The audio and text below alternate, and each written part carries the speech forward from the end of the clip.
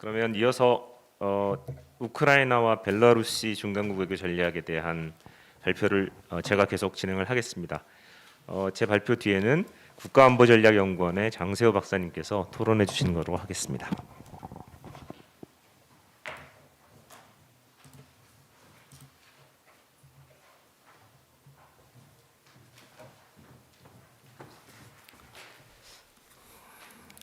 네, 안녕하십니까? 서울대학교 정치외교학부 신범식 교수입니다. 제가 오늘 발표드릴 제목은 우크라이나와 벨라루시의 지정학적 중간국 외교, 특별히 대러시아 관계랑 국내 정치 동학의 비교를 중심으로 해서 말씀드리도록 하겠습니다. 네, 일단 본격적으로 우크라이나와 벨라루시에 관련된 이야기를 말씀드리기 전에 사실은 이제 요 전 발표에서도 토론해 주신 서동주 교수님께서 말씀해 주셨고 윤민우 교수님께서도 부분적으로 말씀해 주셨는데 지정학적 중간국이라는 게 도대체 뭐냐라고 하는 것에 대한 얘기가 사실 있긴 있어야 됐습니다. 저희가 이것을 북 프로젝트로 기획하고 있기 때문에 서장 같은 데서 충분히 이 부분을 다루긴 하겠지만 또 유튜브로 또 이 현장에서 이렇게 접하시는 분들을 위해서 간략히 개념을 설명 안 드릴 수가 없다는 생각이 듭니다. 즉 지정학적 중간국이라는 것은 흔히 전통적인 지정학 개념에서 경쟁하는 그리고 그 세력권을 다투는 커다란 두 개의 세력들이 충돌하게 되는 지점을 흔히 지정학적 단층대라고 부릅니다. Geopolitical Fault라는 표현들을 쓰는데 전통 지정학도 그렇고 신지정학에서도 그렇고 이 개념은 여전히 중요한 개념입니다. 따라서 이 두 개의 세력이 서로 충돌하게 될 경우에 그 속에서 지정학적 단층대가 활성화되게 되어지는데 가령 이게 추상적인 얘기라면 구체적으로 보자면 미국과 중국이 패권을 두고 본격적인 경쟁을 벌이기 전까지는 사실은 이제 이런 미국과 중국이라고 하는 지정학적 세력이 그 중간에 속해 있는 나라들에게 커다란 압력이나 또 여러 가지 딜레마적 상황을 야기하는 요인으로 작동하지 않습니다. 하지만 미국과 중국이 본격적으로 전략 경쟁을 시작하니까 그 사이에 끼인 여러 동북아와 동남아 그리고 서부 유라시아의 여러 국가들이 이 미국과 중국의 갈등을 대단히 어렵고 힘든 외교 환경으로 인식하게 되고 이 양세력 사이에서 활성화되어진 지정학적 단층 대상에서 굉장히 어떤 외교 정책적 선택을 할 것인가 하는 고민들을 하게 됩니다. 한국도 마찬가지고요.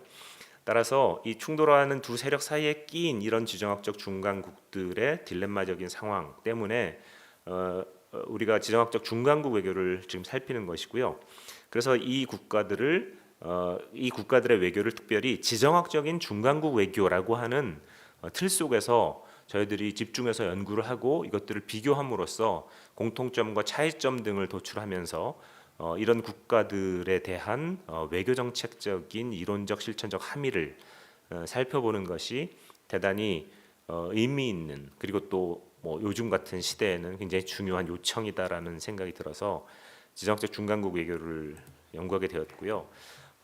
보신 것처럼 현재 지정학적 단층대가 활성화되어져 있는 지점에 대한 이제 그림을 보면 지도에서 보시는 것처럼 미국과 유럽을 중심으로 한 서방의 진영과 러시아와 중국이 점차 전략적으로 가까워지면서 만들어내는 유라시아의 지정학적 중심이라는 것들이 이제 세계의 커다란 양대 축처럼 형성되고 있는데 요 두 세력이 만나는 지점, 즉 우리 이제 중국의 오른쪽에 이제 형성되고 있는 지점으로 보면은 동북아시아와 동남아시아라고 하는 이 지점이 굉장히 중요한 단층대가 되고 있고 여기서 굉장히 많은 갈등들이 벌어지고 있고요.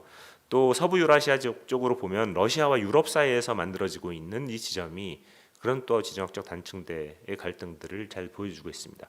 따라서 이런 지정학적 단층대에 위치하고 있는 중간국들의 외교를 비교하는 일은 굉장히 생존의 문제이기도 하고 또 외교 전략의 문제이기도 하고 또 학술적인 의미를 가지고 있는 다층적인 그런 연구의 주제라고 할 수 있습니다.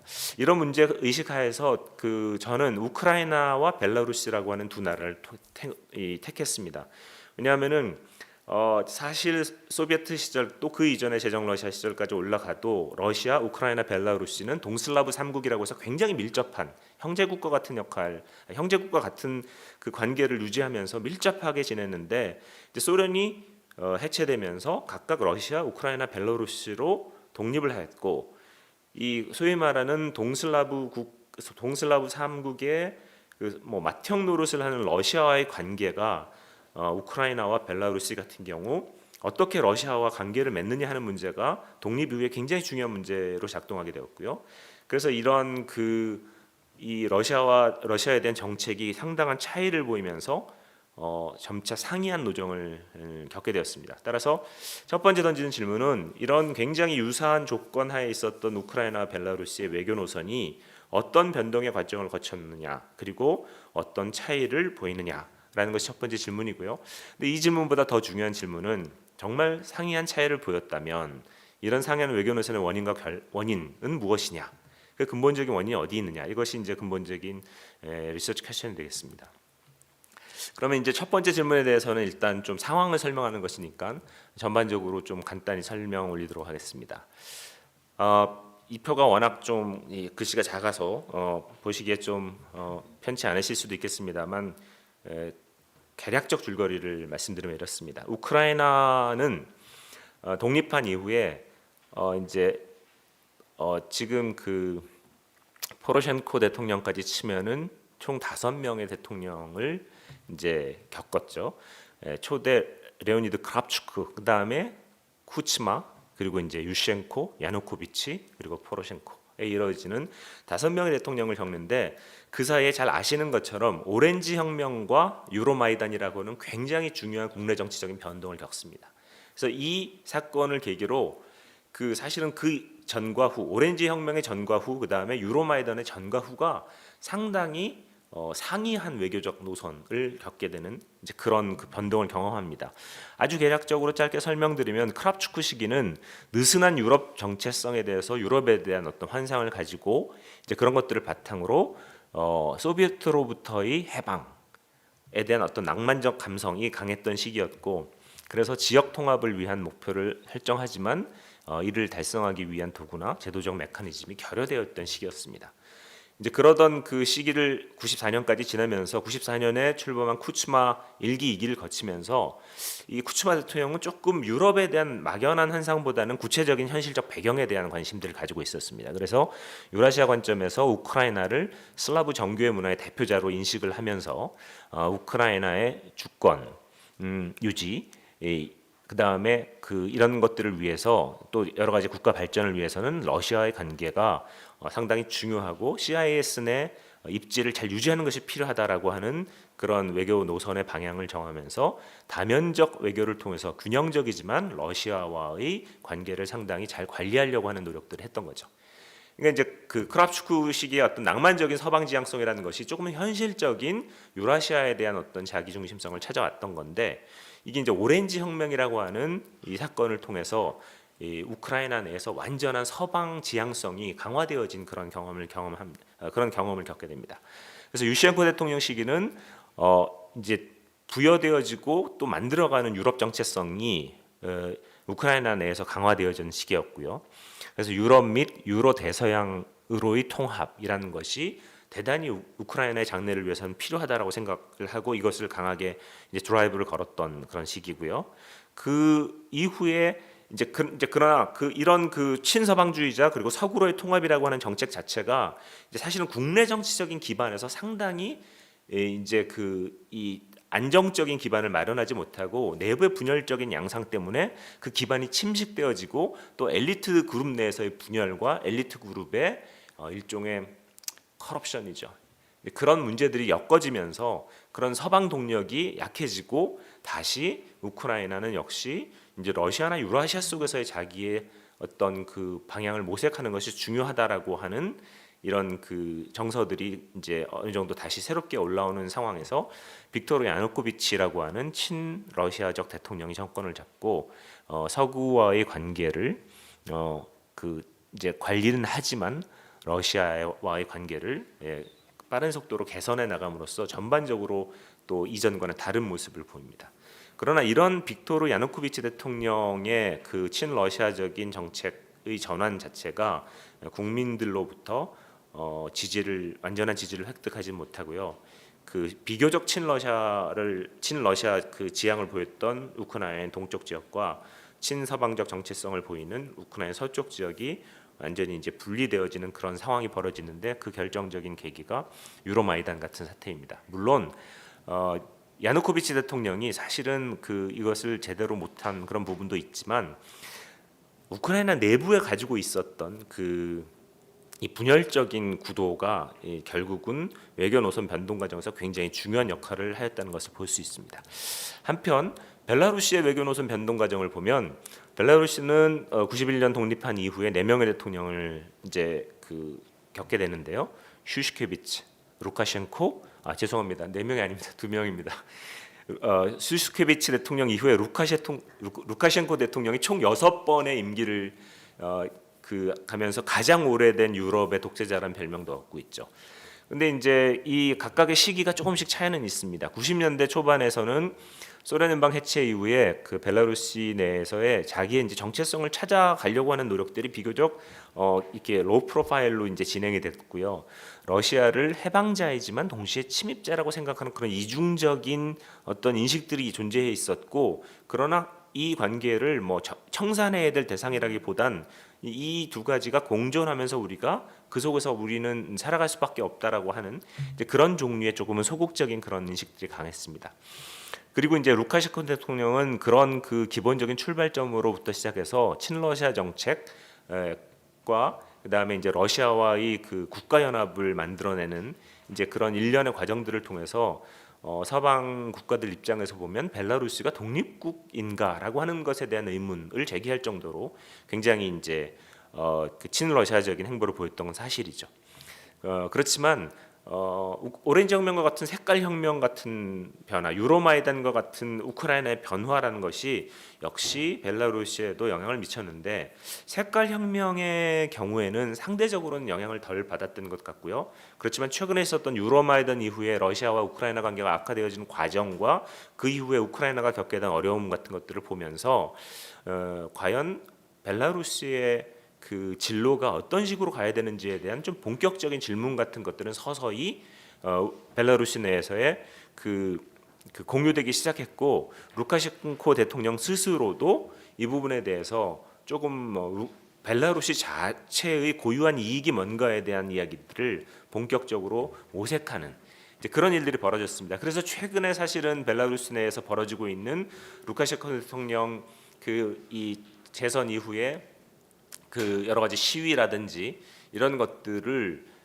이제 루카셴코 대통령도 제대로 이제 직면하면서 이 문제를 어떻게 풀어갈 것인가 하는 문제가 사실은 굉장히 중요한 내부적인 문제가 되고 있고요. 사실 서방 입장에서도 벨라루시가 드디어 진정한 독립국으로서의 변화를 모색하고 있고, 이 기회를 활용해서 어떤 의미에서는 벨라루시가 러시아 영향권으로부터 한 걸음이라도 좀 빠져나오도록 만들기 위한 노력이 필요한 게 아니냐 하는 여론들이 유럽에서 돌기 시작했고, 새로 취임한 미국의 바이든 대통령도 이 루카셴코 대통령이 아닌 벨라루시의 저항 야권 지도자들과의 면담 같은 것들을 추진하면서 이제 이 지역에 대한 관심들을 높여가고 있는 거죠. 그래서 과연 벨라루시가 제2의 우크라이나가 될 것이냐는 문제가 굉장히 흥미로운 질문으로 이 지역에서 떠오르고 있는 그런 상황입니다.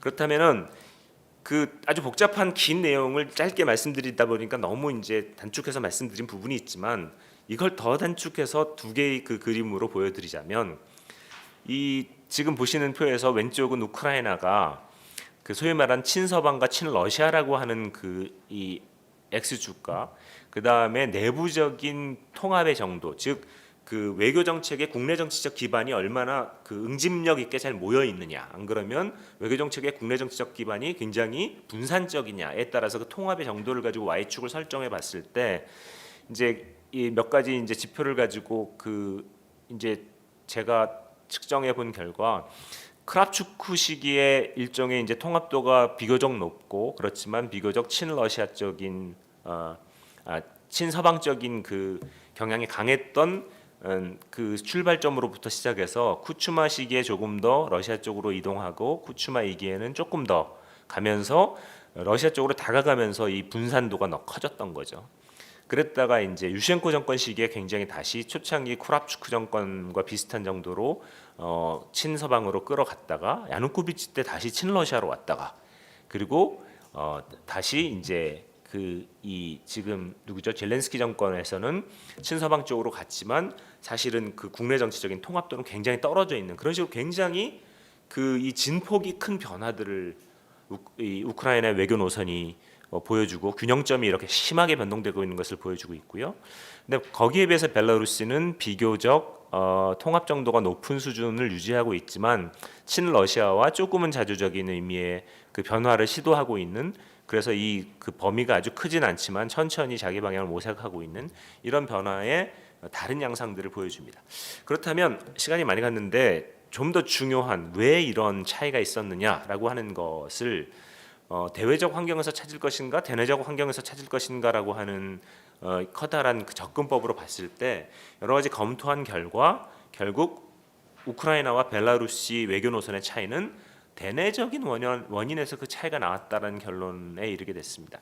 우크라이나를 간략히 말씀드리자면 아까 말씀드렸던 것처럼 우크라이나 그리고 친유럽적인 기원을 가지고 있는 그런 그 그룹들이 이 그림의 왼쪽 그림에 보이시는 것처럼 노란색 이제 표시되어지는 이 지점인데요. 여기가 이제 그러니까 우크라이나 그리고 친서방적인 경향이 강한 것이고 파란색으로 표시되어지는 지역이 비교적 러시아 언어도 우크라이나보다 러시아어를 훨씬 더 친숙하게 사용하고 있는 러시아 언어 사용 주민의 인구가 굉장히 높은 그리고 산업적으로도 중공업이 밀집되어 있고 그리고 러시아와의 관계가 높은 이제 그런 지역으로 동서가 비교적 뚜렷하게 갈라지는 지점들이 보입니다.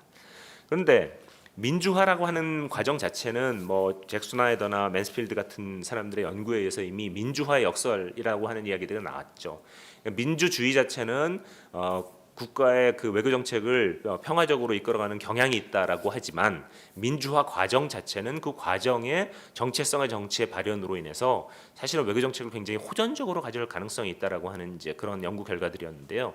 마찬가지로 우크라이나에서도 민주주의가 지나가면서 그 오렌지 혁명이나 유로마이단 시기에 사실은 이게 민족주의적인 성향이 강화되어지면 그 외교 정책 자체가 대외적으로 굉장히 독자적이고 또는 굉장히 호전적이 될 가능성이 높은데 그런 그 민주화 이후의 정체성 정치가 활성화되는 과정에서 이 동서 분열 구조라는 것이 이 결국은 이 정치적인 충돌로 그리고 분열로 귀결되어지고 그로 인해서 외교 노선을 둘러싼 심각한 논쟁들이 벌어지게 됩니다. 이게 이제 소위 말하는 외교의 정치화가 진행되는 과정이죠. 우크라이나는 그런 경험을 했고요. 또 하나 짚지 않으면 안 되는 부분이 역시 경제적인 불평등성이 고조되면서 경제 상황이 굉장히 악화되어집니다. 그래서 이 두 조건이 결합되어지면서 정체성의 정치와 경제 악화라는 것이 결국은 우크라이나의 외교를 그 어떤 충돌하는 두 세력 가운데서 그 적절한 자기의 현실 속에서의 적절한 균형점을 찾기보다는 굉장히 그 정체성의 정치에 의해서 휘둘리면서 커다란 변동을 하게 만드는 이제 그런 모습을 보였다고 이해할 수 있겠고요.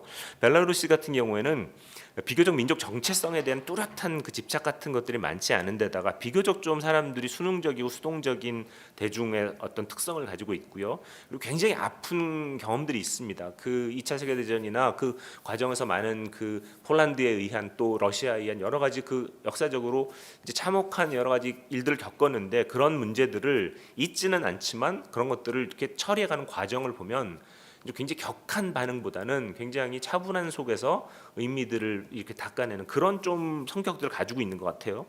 이제 그러나 이제 그런 어떤 민족성이 있더라도 어떤 계기가 되면 그런 어떤 민족주의적인 폭발력 같은 게 생길 만도 한데 이쪽에서는 왜 그런 것이 없었는가 하는 문제와 관련해서 사실은 그 루카셴코 대통령이 가지고 있었던 상당한 그 정치적 장악력 같은 것들이 있는 것 같습니다. 그래서 이제 이 부분을 우리가 좀 주목할 필요가 있고요.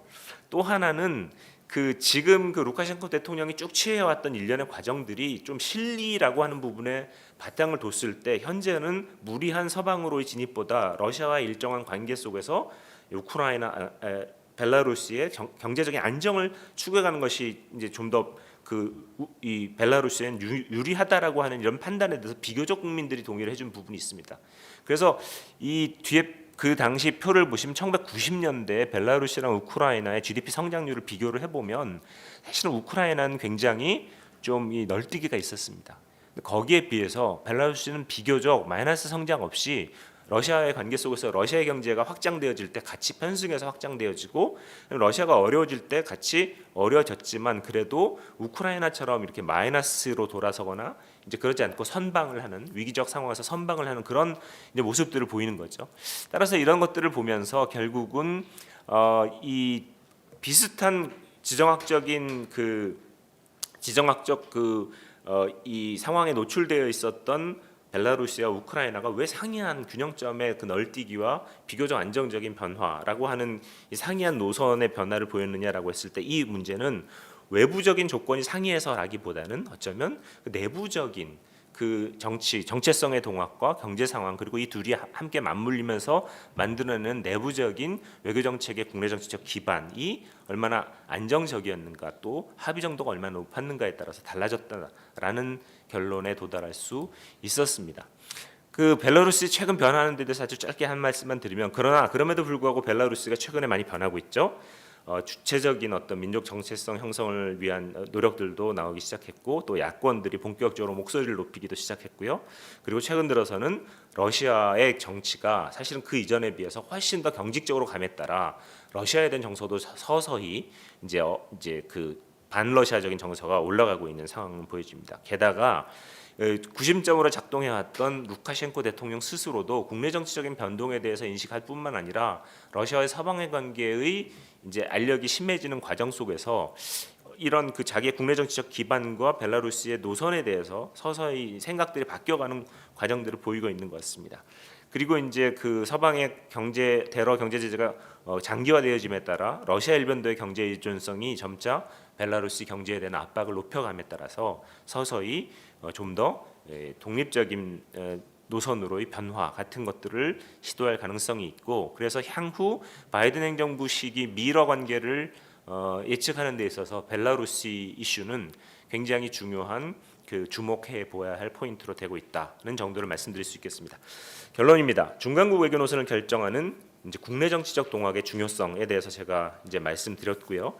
반복하지 않겠습니다. 다만 이제 한국에 대한 함의를 좀 생각해 봐야 되겠는데 사실은 이제 좀 굉장히 위험하고 과도한 일반화의 오류가 있음에도 불구하고 이 두 나라에 대한 관찰을 통해서 얻을 수 있는 일종의 이제 좀 뭐랄까요? 그 정책적 함의 같은 것들을 보면 급격하고 굉장히 큰 진폭의 외교 균형점 변동이라는 것은 사실은 굉장히 위험하다.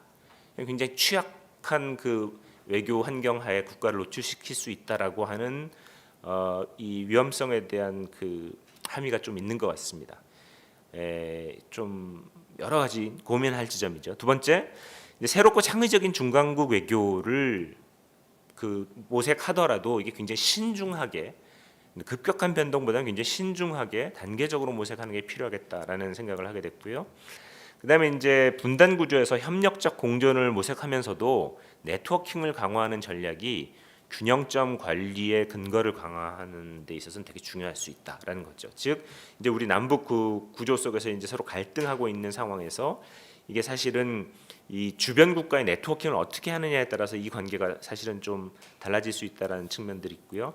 그다음에 이제 주변 강대국 반응을 고려하면서 외교 정책의 균형점을 관리하는 게 필요한데 무슨 얘기인가면 내부적인 동의랑 외부적인 동의 중에서 아까도 윤민호 교수 발표에서도 해주셨습니다만 사실은 객관적 조건에 근거해서 외교 정책을 관리하는 것이 중요하지 내부적인 동학에서 이것을 너무 이제 관리하려고 하면 사실은 굉장히 좀 이제 어려움에 처할 수도 있다라고 하는 이제 지적을 해주셨는데 일견 동의하지만 이 부분도 토론이 필요한 부분인 것 같습니다. 그러니까 정체성에 기반한 외교 정책이 얼마나 지금 한국에 필요한가라는 이슈는 되게 중요한 이슈로 지금 돼가고 있거든요. 그런데 정체성에 기반한 외교 정책과 객관적인 외부 환경에 근거한 적절한 대응으로서의 외교 정책이라는 것 사이에서 우리가 이 사이의 균형을 어떻게 잡을 것인가 하는 문제가 굉장히 중요한 이슈로 등장할 수밖에 없다라는 점 정도로 문제 제기로 말씀드리면서 제 발표를 마치도록 하겠습니다. 고맙습니다.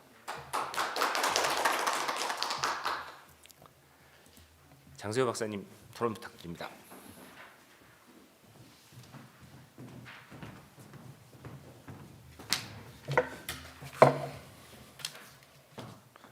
안녕하십니까. 국가안보전략연구원의 장세호입니다. 특히 먼 자리에 토론의 기회를 주셔가지고 너무너무 감사드립니다. 제가 한 10분 정도 예. 예. 사실 지금 한국 학술 정책 공동체 뭐 말할 것 없이 양쪽 모두에서 이 미중 전략 경쟁 심화되는 가운데 한국 외교가 도대체 어디로 가야 되는가 하는 문제가 어떻게 보면 가장 뜨거운 이슈이자 최대 관심사로 되고 있는 것 같습니다. 그렇다 보니까 저도 이제 이런 문제들에 계속 관심을 갖고 잘은 모르지만 여러 전문가 선생님들이 어떤 말씀들을 하시는지 어떤 글을 쓰고 계시는지 지켜보고 있는데 오늘 이런 자리에서 또 여러 사례들을 통해서 이 문제를 고민해 볼 수 있어가지고 저한테는 굉장히 큰 공부의 기회고 벌써 또 앞에 발표하셨던 우리 교수님 통해 가지고 많이 배웠습니다.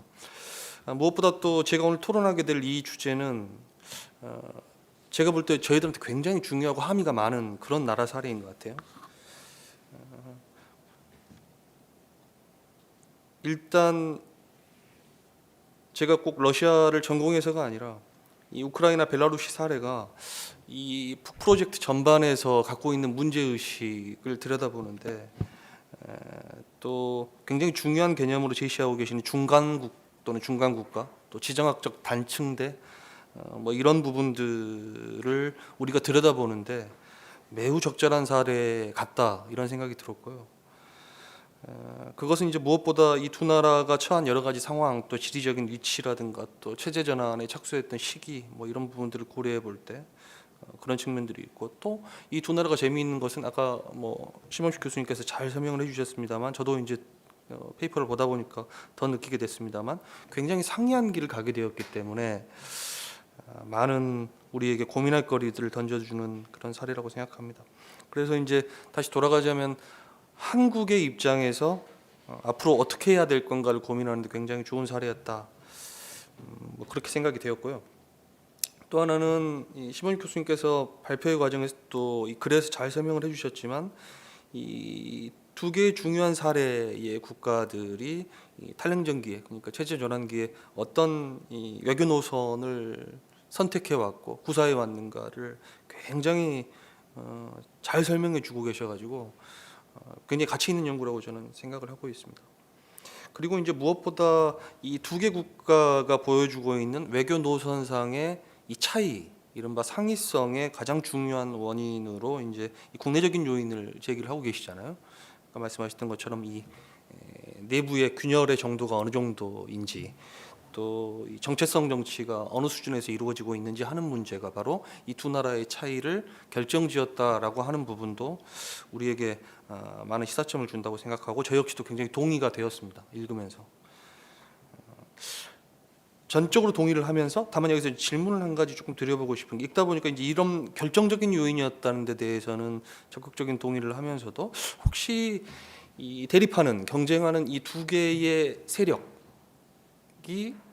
자신의 패권을 유지 확장하려고 하는 측면에 있어서든 아니면 상대를 제압하려고 하는 측면에 있어서든 이 목적을 가지고 접근해가는 수단으로서 이 두 나라를 어떻게 바라봤는가 하는 차이는 없었을까 하는 생각이 문득 들더라고요. 이를테면 우리가 이제 뭐 브레진스키 같은 경우도 늘 이야기를 했습니다만 미국의 장기적 패권을 보장을 하는 데 있어서 러시아라고 하는 이 나라 또는 문명 세력의 이 견제가 필요하고 이 러시아를 견제하기 위해서는 반드시 우크라이나를 미국의 이제 세력으로 삼아야 하는 이런 이야기를 한 거 아닙니까? 거기에 벨라루스는 이제 비중 있게 나오지 않잖아요. 그러니까 벨라루스와 우크라이나가 갖고 있는 굉장히 유사한 측면들도 많지만 이 우크라이나와 벨라루스가 갖고 있는 어떤 역사성이라든지 지리적인 위치라든지 국가의 크기라든지 뭐 이런 다양한 요소들을 이 각각의 세력들이 어떻게 바라봤는가, 러시아는 러시아대로 또 미국은 미국대로 어떻게 바라봤는가 하는 측면이 결국은 유엔에 대한 동기부여를 했을 수도 있는 것이고 이런 부분이 각각 또 우크라이나와 벨라루스의 외교 노선이 선택되고 구사되는데 영향을 미쳤을 수도 있겠다 이런 생각이 문득 들어서 이런 부분들은 또 어떻게 생각하고 계시는지 교수님께 이번 기회를 들어서 좀 여쭤보고 싶습니다. 그리고 이제 제가 두 번째 들었던 생각이 역시 이제 제가 아무래도 정책 연구를 중심으로 하다 보니 앞으로 어떻게 될 건가 하는 부분들이 되게 이제 관심 있는 부분들인데 또 발표 중에 또 말씀을 많이 해주셔가지고 이해가 또 많이 됐고 또 영감을 많이 얻었습니다.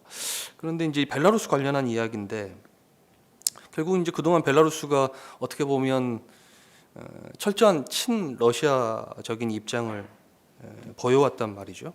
그런데 작년 대선 이후에 촉발된 여러 가지 반정부 시위 그리고 아까 이제 교수님께서 이야기를 하셨지만 바이든 정부가 출범하고 난 이후에 이른바 가치 외교라고 하는 부분을 되게 강조를 많이 하고 있고 또 러시아 같은 경우 탈냉전 시기에 중국이라고 하는 가장 강력한 경쟁자가 있지만 또 러시아도 분명히 자기의 경쟁자 또는 중요한 상대로 생각을 하고 있는 측면에서 본다면 러시아의 세력권, 영향력 지대에 존재하고 있는 많은 지정학적인 중간 국가들, 이 지정학적 단층대에 위치하고 있는 국가들에 대한 이른바 매력 공세 또는 이념적인 또 가치적인 측면을 중심으로 해서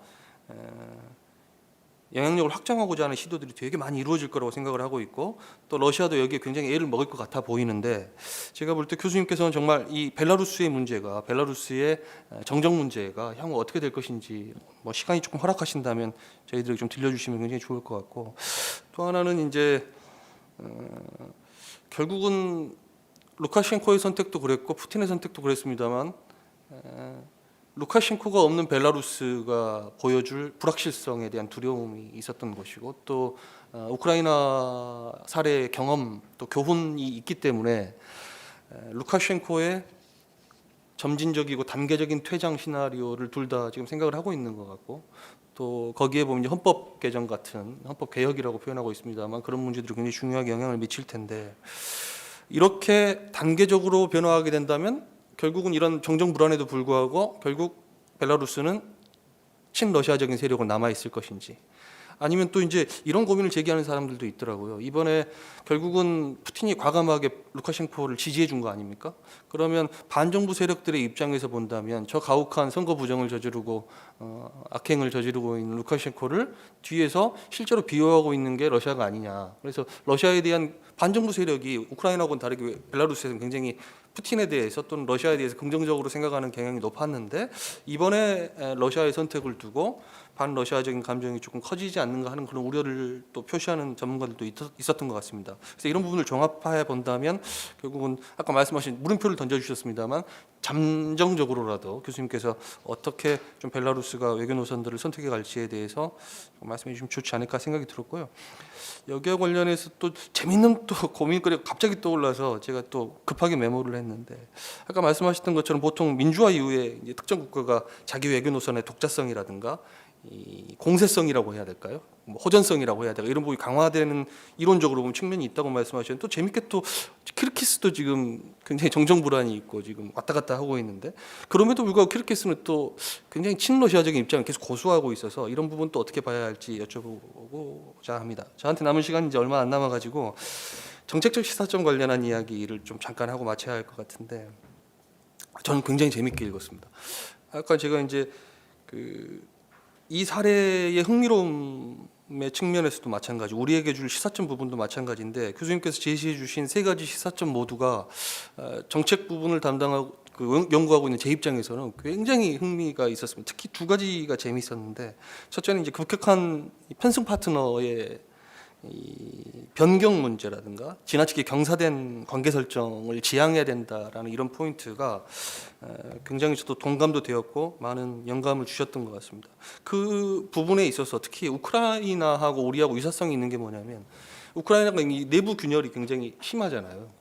내부 국내 정치적인 대립과 균열이 굉장히 심한 나라라고 본다면 한국도 결국은 이제 분단 상황에서 또 진보 보수라든가 이런 내부 국내적인 균열이 적지 않은 나라의 유사한 상황을 고려해 본다면 굉장히 저는 우리에게 함의가 굉장히 많이 있다고 생각합니다. 그리고 이제 제가 최근에 이제 미중 전략 경쟁 같은 거 보면 제가 어느 한 글에도 썼습니다. 약간 참호전 같은 거, 1차 세계대전 당시에 참호전 같은 거 떠올리게 하거든요. 양측이 끊임없이 물량을 전선에 쏟아부으면서 전투를 벌이고 또 그 과정에서 참호라는 게 상대를 소모시키기 위한 수단이었다 보니까 상대를 소모시킬 뿐만 아니라 자기도 소모되고 또 이 1차 세계 대전은 뭐 연합이나 뭐 동맹의 이름으로 연맹의 이름으로 다른 군소국가들을 전부 다 끌어오거든요. 결박시켜가지고 같이 소모되는 그런 측면이 있고, 마지막으로 이 전쟁은 굉장히 장기전으로 진행이 되었다는 그런 유사성들이 있다고 본다면, 이 미중 전략 경쟁도 결국은 이런 양상들이 있고, 한국의 입장에서는 첫째는 누가 이길지 모르는 그런 불확실성이 있는 것이고, 두 번째는 이 두 나라가 싸우긴 싸우는데 정말 대결별할 것인가, 이른바 그레이트 디커플링을 할 것인지, 그러니까 그동안 맺었던 많은 관계들이 있는데 정말 철저히 갈라서서 싸울 건지에 대한 그런 문제들을 고려해 본다면, 교수님 말씀하신 것처럼 우리 입장에서는 철저한 친미 경사도 어려울 거고, 친중 경사도 어려울 거고, 그렇다고 급속한 이 태세 전환도 굉장히 어려울 텐데, 그렇다고 뭐냐 말씀하신 것처럼 결국 우리의 선택지라고 하는 것은 장기적으로 본다면 뭐 중립화라든가 아니면 벗어나기, 이런 전략들을 목표로 세우더라도 지금 상황에서는 굉장히 차분하고 신중하게 여러 가지 복합 전략을 구사해야 한다는 그런 측면에 공감이 많이 되었다는 그런 말씀을 드리고 싶습니다. 그리고 이제 두 번째 포인트셨던 오히려 이렇게 지정학적 단층대가 굉장히 활성화될 때, 이른바 수합이 높아질 때 오히려 우리의 입장에서는, 물론 지금 분단되어 있습니다만, 북과 어쨌든 적절한 소통과 관리가 굉장히 중요하다는 부분이 저한테 굉장히 와닿았고 공부가 많이 됐다는 말씀을 드리고, 이와 관련해서 이제 또 하나 마지막으로 제시하셨던 이른바 중간국 연대에 대한 문제인데요. 교수님께서는 일단 동북아시아에서 중간국 연대에 대한 이야기를 언급을 하셨는데, 이 동북아시아란 지역적 범주에서 중간국 연대가 만약에 추진된다면 우리가 고려할 수 있는 대상국은 어느 나라 정도가 있을지, 러시아는 과연 그 안에 포함되는 건지 이게 굉장히 또 궁금하고요. 만약에 이 지역 범주가 굳이 동북아시아가 몇 개국 안 되다 보니까 혹시 그 지역 범주를 좀 더 넓혀서 우리가 생각할 필요는 없는지에 대한 질문을 드리면서 저의 토론을 마치도록 하겠습니다. 감사합니다. 네, 혹시 마이크 되나요? 네. 혹시 그 관련해서 이제 토론도 해주셨고 그런데 질문들 있으시면은 질문을 해주셔도 좋겠습니다. 혹시 플로어에서 있으시면 손들어 펴주시고요. 없으시면 잠깐, 지금 저희 유튜브 실시간 이제 생방송 중인데요. 그 질문과 코멘트 같은 것들이 좀 있어서 짧게 소개드리겠습니다. 이제 이 질문과 코멘트인데, 벨라루스와 우크라이나 간 차이에는 혹시 이게 국력 차이, 그러니까 벨라루스는 소국이고 우크라이나는 그래도 인구 4천만이 넘고 나름대로 그 산업적 기반이 있는 중견국의 기반이 있기 때문에 그런 것 아닌가라고 하는 질문도 있었고요.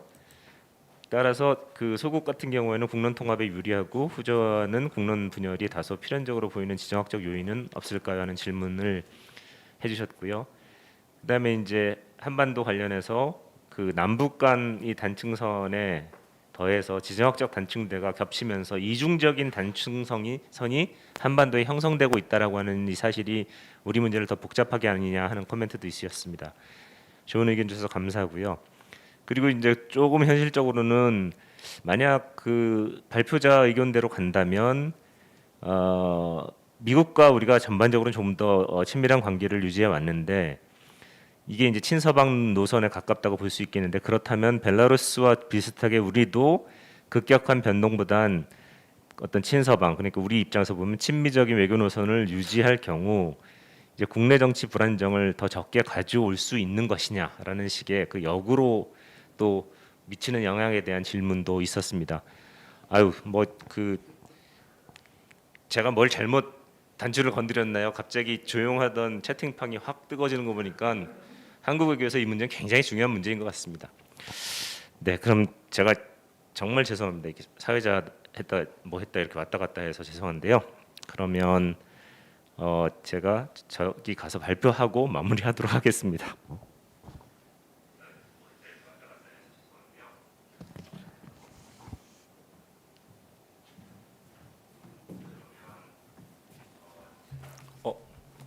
어디? 예, 소리가 좀 들리네요. 네, 장세호 박사님께서 예리한 질문들을 던져주셨습니다. 이게 과연 국내 정치가 중요하다고 얘기를 하는데 국내 정치만 가지고 설명하는 게 옳으냐? 솔직하게 말씀드리면 설명은 부분적인 한계를 가진다라고 말씀드릴 수밖에 없겠습니다. 예. 근데 이제 그럼에도 불구하고 벨라루스와 우크라이나를 볼 때 뭐가 더 결정적이었느냐라고 본다면 저는 국내 정치가 훨씬 중요했다라고 생각을 해서 이제 말씀을 드렸는데 사실은 이게 비교 연구라는 게 이제 좀 어렵긴 합니다만 관련된 모든 얘기를 쓰려 그러면 두 나라를 다루면서 또 다변인을 다 설명해 주는 형태로 가려고 하면 기술하는데 굉장히 이제 좀 길어질 수밖에 없어서 좀 더 중요한 쪽에 일단 방점을 두고 설명을 했습니다만 장소호 박사님께서 말씀해 주신 것처럼 사실은 이제 지정학 용어 중에서 이제 피벗 스테이트라는 개념이 있죠. 근데 이제 피벗 스테이트는 사실은 자기 스스로가 피벗 스테이트가 되지 않습니다. 피벗 스테이트라는 거는 그 경쟁하는 두 개의 세력 사이에 끼어 있는 국가 중에서 그 중간국 중에서 그 강대국 입장에서 굉장히 중요한 전략적 가치를 있다고 판단할 때 그 국가를 자신의 전략을 투사하는 굉장히 중요한 축으로 이렇게 설정을 하게 되는 거죠. 그런 관점에서 봤을 때 우크라이나는 서방, 특히 미국을 위시한 그 서방의 전략의 관점에서 피벗 스테이트로서의 그 위상을 획득을 하게 되면서 훨씬 더 분열적인 그 환경하에 노출된 것이고요. 벨라루스는 거기에 비해서는 상당히 그 피벗 스테이트로서의 그 대상으로 이 지위를 획득하지 못한 거죠. 그러니까 그런 관점에서 보면 이 그 외부 환경 그리고 또 강대국이 그것을 어떻게 이제 대하느냐가 사실은 또 굉장히 중요한 또 하나의 원인일 수 있습니다. 거기에 대해서 동의를 하고요.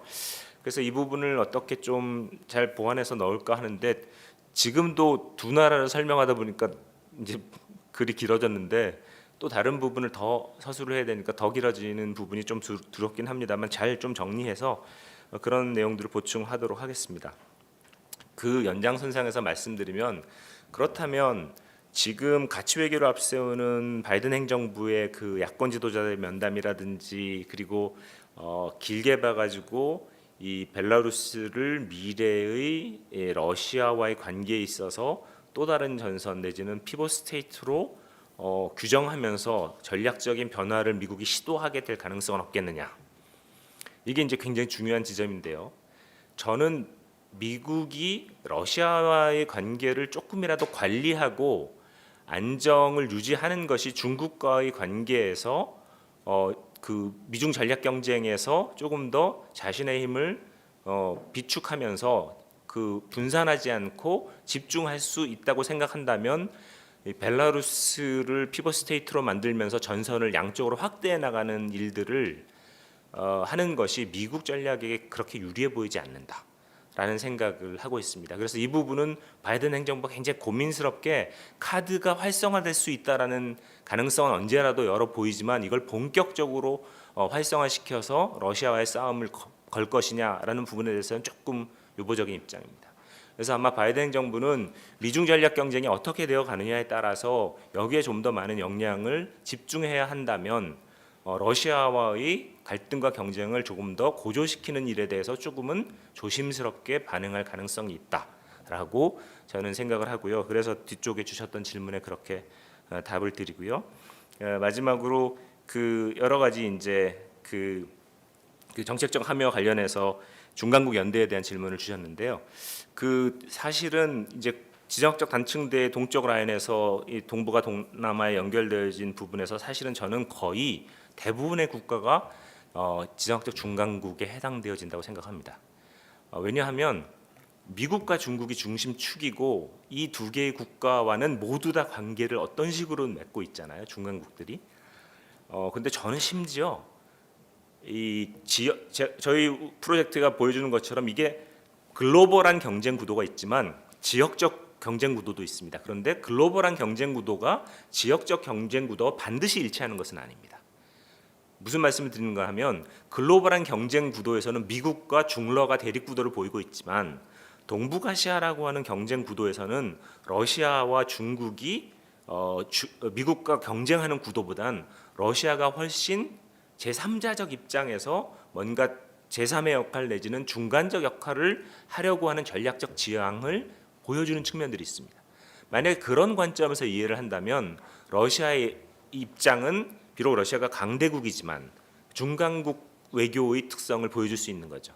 따라서 저는 동북아에만 국한해서 말씀드린다고 하면 중간국 연대의 대상으로서 러시아 그리고 일본 그리고 한국 이 세 나라의 그 중간국 연대의 기조를 조정해 나가는 일이 미중 전략 경쟁의 시대 속에 동북아의 지역적 안정을 이룩하는 데 있어서 굉장히 필요하고 중요한 요건이라고 생각됩니다. 많은 분들이 말씀하시죠. 러시아가 무슨 중간국이냐, 또 일본이 무슨 중간국이냐 그렇게 말씀들을 하시죠. 일본은 굉장히 미국에 경사돼 있고 러시아는 굉장히 중국에 경사돼 있는데 그런데 이제 전반적인 구도는 글로벌한 경쟁 구도가 주는 압력이 있기 때문에 그런 포스처가 분명히 있습니다. 그렇지만 동북아의 구체적인 사안들을 놓고 각국들이 움직이는 과정들을 보면 굉장히 미세하고 조금은 그 디테일에서는 이 러시아도 중국과 완전히 일체화되어져서 세컨티어 국가로 취급받는 데 대한 굉장한 부담과 거부감이 있습니다. 그렇기 때문에 러시아는 스스로 독자적인 동북아시아에서의 기반 구축을 위한 노력들을 하고 있고요. 그 파트너로서 한국이나 일본에 대해서 상당한 기대를 내심하고 있는 것이 사실입니다. 마찬가지로 저는 일본도 그렇다고 생각합니다. 일본이 미국과 굉장히 밀착해서 자신의 전략적인 포지셔닝을 하고 있고 전략적 균형점을 미국에 가까운 쪽으로 잡고 있는 것이 사실입니다. 그리고 이건 굉장히 견고한 축이죠. 그렇지만 그런 일본도 미중 전략 경쟁의 과정 속에서 미국이 일정한 정도의 동북아에서의 후퇴 내지는 중국과의 타협이라고 하는 구조가 나타날 경우를 대비해서 그 중간국이 가지고 있는 자신의 입지를 강화하기 위한 노력을 기울입니다. 대표적으로 아베 신조 수상 같은 경우에 러시아의 관계를 강화하기 위한 여러 가지 노력들을 했고 경제적인 프로젝트들을 런칭하면서 서서히 한 발 한 발 극동시베리아 개발을 들어가고 있는 것이죠. 그런 의미에서 저희 한일 간에도 과거사 역사 문제가 있긴 하지만 저는 그 문제는 그 문제대로 중요하게 긴 시간을 두고 풀어갈 수밖에 없는 문제이고 이런 지정학적 중간국으로서의 정책적인 연대를 위해서 한국과 일본과 러시아가 그런 중간국 연대라고 하는 정책적 기조 속에서 조금씩 조율을 해나가면서 동북아의 어떤 중심을 조금씩 균형적으로 가져오려고 하는 노력들은 향후 한국에게서 대단히 중요한 외교적 지향이 아닌가 생각됩니다. 그리고 그 아까 질문을 온라인에서 주셨던 선생님께 이제 그냥 짧게 말씀드리면 한국의 외교가 그러면 친미적 상황에서 조금씩 그 범위 안에서 머무는 것이 필요한 것인가? 그리고 그렇게 하는 게 결국은 국내 정치적 안정을 가져오는 것이 아니냐라고 하는 질문을 주셨는데요. 근데 제가 말씀드리고 싶은 것은 급격한 변동이 어쨌든 커다란 부담이 되기 때문에 우리가 그 지정학적 그 외교 전략의 균형점의 변동에 있어서는 신중하게 그렇지만 분명한 계획과 그 우리 정체성에 대한 분명한 그 표명을 통해서 조금씩 천천히 그 균형이 뭔지를 찾아가는 과정들을 거치는 것이 필요한 것이고 갑작스럽게 이렇게 정권이 바뀜에 따라서 갑자기 이 친중 친미를 오가는 식의 널뛰기 하는 방식으로 우리 외교에 대한 표명들을 하는 것은 굉장히 조심스러워야 된다는 말씀을 드린 것이고요. 도리어 저는 우리 국내 정치적인 그 이견들이 많이 존재하지만 이 속에서도 외교 안보와 관련해서는 조금 더 합의되어진 국내 정치적 기반을 마련하는 것이 우리 국가의 그 이익을 확보하는 그런 그 외교 정책으로서의 이 힘을 조금 더 강화하는 중요한 조건이 된다는 점 정도를 말씀드릴 수 있겠습니다.